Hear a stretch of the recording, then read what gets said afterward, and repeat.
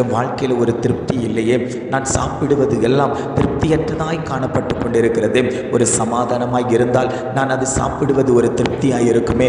என் குடும்பத்தில் தானே சமாதானம் இல்லை, அப்பொழுது நான் சாப்பிடுவது எல்லாம் வேஸ்ட் தானேன்னு சொல்லி அநேக ஆகாரங்களை ஒதுக்கி வைக்கும்போது ஆண்டவர் சொல்லுகிறார், நான் உங்களை உச்சிதமான கோதுமையினால் திருப்தி ஆக்குகிற தகப்பன், நல்ல ஆகாரங்களை உங்களுக்கு தந்து நான் உங்களை உயர்த்துகிற தகப்பன். உங்கள் குடும்பத்தில் பஞ்சம் வருவதில்லை, வறுமை வருவதில்லை, உங்களுடைய கையின் பிரயாசம் வர்த்திக்கப்படும், இனி வீண் செலவுகள் வருவதில்லை. நான் வேலை செய்கிறதெல்லாம் புத்தலான அனுபவத்தில் போய்கொண்டிருக்கிறதே, பிள்ளைகளுக்கு நல்ல ஆகாரம் வாங்கி கொடுக்க முடியவில்லையே, என் குடும்பத்தை நடத்த முடியவில்லையே, அனுதினமும் மருத்துவமனைக்கென்று பணங்கள் போய்கொண்டிருக்கிறதே, வீண் செலவுகள் அதிகமாய் செலவு ஆகி கொண்டிருக்கிறதே, நான் என்ன செய்வேன்? குடிக்கிற தண்ணியை உட்கொண்டு விட்டு நான் என்னுடைய நாட்களை கடத்தி கொண்டிருக்கிறேனே என்று அநேகர் புலம்பிக் கொண்டிருக்கிறீர்கள் அல்லவோ.